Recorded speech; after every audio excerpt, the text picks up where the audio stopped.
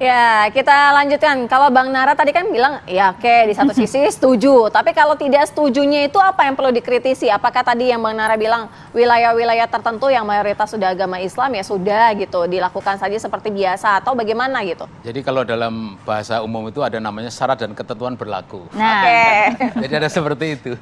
Ya, tidak langsung pukul rata, enggak begitu. Karena bagaimanapun ini misalkan gini, apakah misalkan survei tadi, survei itu apakah khusus Ramadan atau kesehari-harian? Ini kan beda-beda kan suasananya kan. Apalagi survei itu lagi buruk-buruknya kalau masa-masa politik itu. Jadi ketika ngomong hasil survei, 2021 kok Bang. 2021 survei. ya kurang 2 tahun lagi kan sama aja. Jadi kalau misalkan dalam survei itu menyebutkan setuju dengan ya diatur boleh ya, kemudian dibatasi boleh hanya untuk adzan dan iqomah. Tapi kalau Ramadan, ini bagi umat Islam itu kebanggaan. Di situ tidak hanya sholat ya, ada orang tua ingin mengedukasi anaknya untuk ikut ke masjid. Ada juga di situ, mohon maaf ya, bahkan arisan saja. Kadang di masjid kalau Ramadan itu, karena memar waktu ibadah sambil arisan. Ada lagi pengajian ibu-ibu, tidak waktu sholat itu. Jadi itu ada waktu mengumpulkan massa, mengumpulkan jamaah, kegiatan ekonomi, kadang ada bazar Ramadan. Kegiatan tidak hanya sholat saja. Oleh karena itu menurut saya, ini kan nggak panjang waktunya.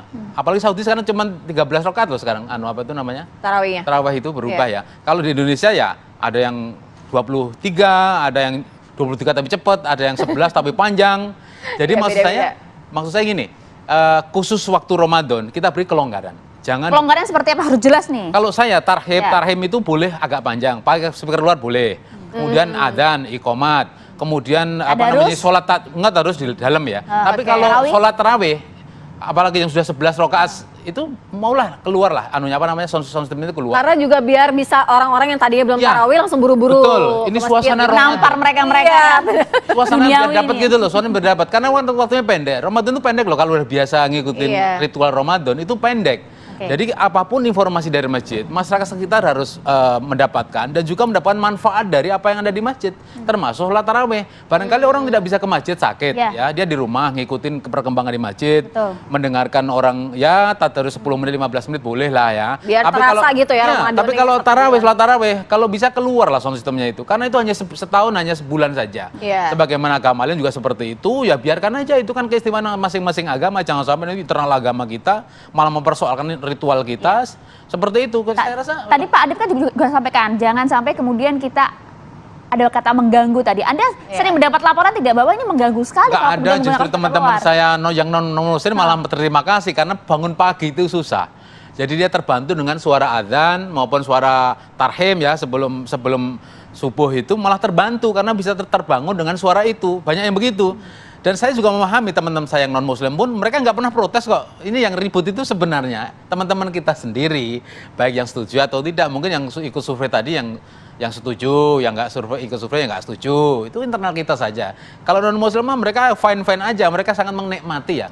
Bahwa dalam 1 tahun kami bisa menikmati suasana Ramadan. Makanya enak kan ada kolak ya kan, ada takjilnya macam-macam gitu ya Bang ya. Macam-macam kan seperti itu. Kalau desa, saya di kampung di Klaten, ada namanya jaburan. Jaburan itu dibagikan makanan-makanan yang dibawa oleh jamaah kepada seluruh jamaah masjid. Itu bentuk silaturahim. Nah, silaturahim ini tidak dalam sholat, tapi di antara sholat dan sholat atau setelah sholat tarawih. Itu mereka silaturahim. Bahkan di situ ada ceramah segala. Yang tidak bisa hadir yang sakit, dia mendengarkan dari toa atau sound system masjid. Itu manfaatnya. Jadi tidak hanya sholat fardu, sholat sunat saja, nggak begitu, tapi silaturahim ini yang penting. Bagian dari syiar tadi. Nanti puncaknya waktu Idul Fitri seperti itu. Jadi ya mereka bersilaturahim keliling-keliling tetangga. Tapi khusus untuk epicentrum masjid, ya epiwork masjid. Ini yang perlu kita atur adalah supaya mereka saling memahami, saling menerima dan tidak mengganggu tadi loh. Istilah mengganggu harus dibetulkan. Jangan sampai kata ibadahku malah mengganggu. Jadi sensitif nih kalau ngomongin mengganggu ya, Pak Adip. Ya, jadi kita juga di tahun 2024 ini kita juga mengeluarkan edaran terkait dengan syiar Ramadan itu. Jadi kita mengeluarkan SE nomor 1 tahun 2024 yang tadi memperkuat apa istilahnya bagaimana umat Islam itu meningkatkan syiar di bulan Ramadan itu. Antara lain salah satunya adalah memperbanyak kegiatan-kegiatan di masjid itu dengan ceramah Ramadan, pengajian Ramadan yang isinya adalah untuk memperkuat tadi persaudaraan, silaturahmi. Apalagi ini kan pasca pemilu itu kan. Jadi kita juga mengeluarkan edaran itu, edaran terkait dengan agar imbauan kepada masyarakat, khususnya umat Islam, untuk memperbanyak kegiatan-kegiatan di masjid dan musola dalam rangka menghidupkan bulan Ramadan itu Iya. dengan ceramah, kuliah Ramadan yang isinya itu memberikan pencerahan berupa mempererat persaudaraan, sehubungan pasca pemilu ini. Iya. Dan tidak hanya itu, juga di edaran itu eksplisit menyebutkan bagaimana mengimbau kepada kita semua umat Islam untuk lebih mengoptimalkan zakat, infak, Ya, jelas di sana, sedekah ya. ya di bulan Ramadan dalam rangka meningkatkan kesejahteraan umat. Jadi jangan hanya membaca SE yang sudah lama itu, SE yang sekarang juga kita Ya, perlu baca. 2024. Tapi Bang untuk Nara. catatan yang tadi sholat tarawih harusnya boleh lah Panggakas Ya, itu sekali lagi. suasana Ramadannya di sana gitu. Sekali lagi itu sudah selesai, itu perbincangan itu sejak tahun 2022, diskusi tentang surat edaran nomor 5 tahun 2022. Ya artinya sah-sah saja kan dilakukan seperti itu kan, tidak ada pembatasan. Ya, tertentu kalau gitu. kalau Karena biar kalau pas dari juga gitu bulan kalau dari sisi suci Ramadan. kita sebenarnya kita lebih pada mengedukasi saja, bahwasanya memang betul yang disampaikan oleh Pak Kiai Khalil tadi, bahwa itu adalah salah satu syiar. Tapi saya katakan sekali lagi, bukan satu-satunya syiar sekarang itu dengan cara menggunakan pengeras suara. Sekarang sudah di TV One juga syiar itu kan, di bulan Ramadan itu kan, di media-media, apalagi sekarang Oke. sudah menggunakan media sosial dan lain sebagainya. Justru itulah yang harus kita perkuat di sana. Tapi maaf Kiai, memang surat edaran yang tahun 2020 nomor 1 2024 Oh, itu memang kental Iya. toleransi. Di situ saya baca 3 kata toleransi yang ada di dalam himbauan itu. Sudah Iya. baca juga Bang Nara? Udah lah. Tapi yang sebelum-sebelumnya nggak ada kata toleransi. Maksudnya yang tahun-tahun Yang mau lampau. disampaikan Iya. apa? Yang mau disampaikan apa? Bahwa ini kayaknya motif untuk toleransi tanda petik. Ini yang mau diedukasi bahwa itu adalah bentuk toleransi, itu bentuk toleransi, itu bentuk toleransi. Yang pada tahun sebelumnya surat edaran itu nggak ada kata toleransi itu. Sekarang sampai 3. Artinya itu kalau menurut biasa orang yang mentafsir Al-Quran itu kalau katanya lebih dari 1, lebih dari 2, itu ada Penekanannya maksudnya. apa? Penekanan Maksud- gitu? Penekanannya di situ. Menurut saya ya. Tapi memang selama ini banyak yang nggak toleransi gitu artinya. Sebenarnya masyarakat toleran, cuma nggak tahu namanya. Maksudnya mereka udah toleransi, tapi itu adalah bagi masyarakat itu kata-kata baru bagi mereka. Nggak tahu itu apa sih kalau kita membiarkan agama lain melarang kita landing pesawat, melarang kita keluar rumah, itu toleransi karena membiarkan. Kalau dalam kamus Anda akan baca toleransi itu membiarkan, bukan mencegah, bukan membiarkan. Ya, yang mereka keyakinan begitu, ajaran begitu dibiarkan, supaya mereka nyaman. Coba kalau kita beribadah selalu ada kata-kata jangan mengganggu ibadah, Ya. kok kesannya Ya, jangan mengganggu. sampai Kan kata-kata begitu kan? seperti itu. Ya, baik. Pak Adip, tapi kita paham betul bahwa ini bentuknya surat edaran himbauan, bentuk edukasi. Tapi bagaimana kemudian agar hal ini efektif juga dipatuhi oleh seluruh musola, masjid? Karena kita tahu berapa tahun terakhir ini Iya, sejak bertahun-tahun surat ya. edaran 2022 nggak efektif juga. Ya. Kalau kata dipakai itu waktu menghimbau sambil ngirim sound system tadi mungkin agak efektif sama operatornya. Tapi kalau yang menghimbau saja itu gratisan itu. Iya, iya. Gimana Pak Adip? Biar Oke, lebih tegas ya. lagi gitu. Ya memang kita wahana edukasi itu salah satunya antara lain melalui seperti acara hari ini ya dengan TV One, menghimbau kepada seluruh umat Islam, umat beragama untuk tetap menjaga hubungan baik begitu ya. Dan itu sudah terjalin di Indonesia ini. Tetapi kan kita harus tetap terus menjaga dan merawat lah kira-kira begitu. Dan itu bagian penting dari proses merawat itu dengan adanya edukasi itu.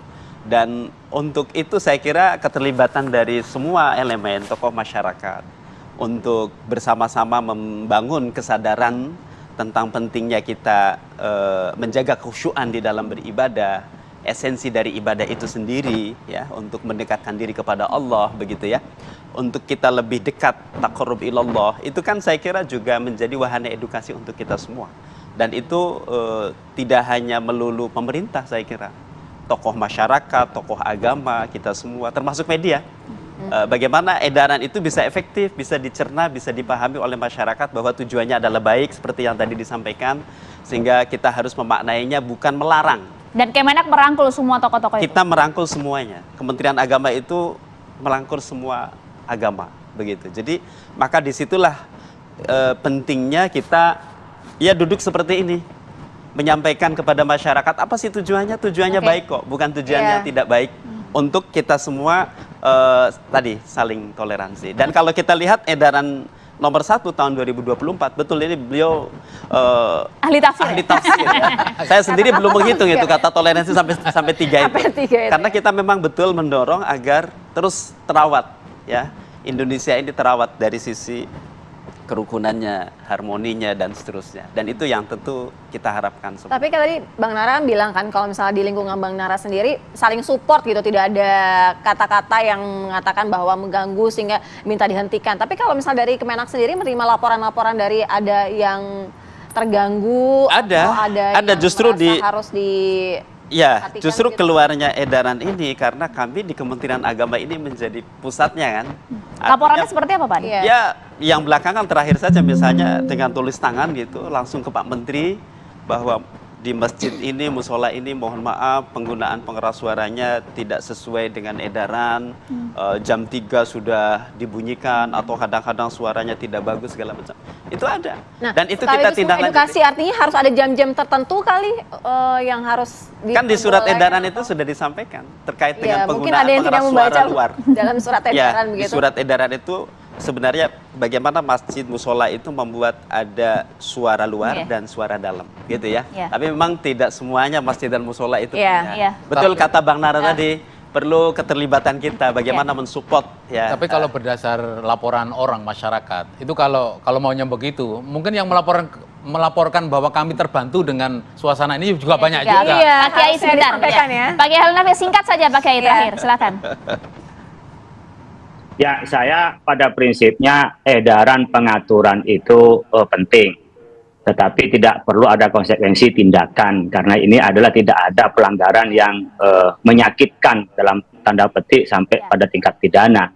Yang kedua, barangkali hal yang seperti ini perlu juga melibatkan berbagai pihak yang terlibat, bukan hanya di MI ya, tapi juga seperti ormas-ormas yang lain. Karena kami di MUI juga merasa tidak terlibat juga. Beberapa saya terlibat, tapi ini tidak terlibat, sehingga mungkin tadi yang Jakarta sentris, yang cara bikinnya itu kurang memahami terhadap pluralitas di Indonesia ini. Yang ketiga, ya tentunya tadi udah ada beberapa hal yang perlu diperbaiki. Saya pikir perlu diperbaiki tadi biar lebih komprehensif dalam pengaturan ini. Yang saya ingin pesankan terakhir, jangan sampai dengan kita ingin mengatur pengeras suara, memang ada alternatif syiar, tapi syiar yang ada tidak berarti dimatikan atau mungkin dilemahkan, tapi tetap pada arah yang benar dan juga nyaman gitu ya. Makasih. Oke, Baik. baik. Terima kasih banyak Pak Kiai Halil Nafis, terima kasih Bang Terima Nara, kasih, Pak Pak Adi, Kiai, terima Bang kasih. Nara, terima kasih. Bolehlah diajak Terima ajak ngopi kasih. nih Pak Kiai. Ya, padahal sudah ngopi terus tiap hari. Terima kasih Masing-masing banyak. tapi. Terima kasih banyak. Assalamualaikum. Waalaikumsalam warahmatullahi wabarakatuh.